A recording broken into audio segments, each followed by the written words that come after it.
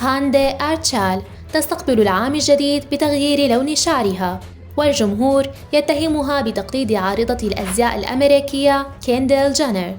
أثارت الفنانة التركية هاندي أرتشال الجدل مؤخراً بعد ظهورها بصبغة شعر جديدة، حيث قامت بصبغه باللون البرتقالي المائل إلى النحاسي.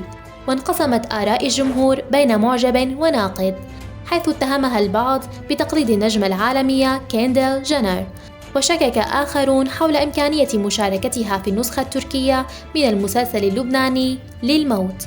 ومن جهة أخرى علقت الممثلة التركية آلتشين سانغو على إطلالتها، مادحة إياها، لترد عليها هاندي: لا يمكن أن يكون بقدرك.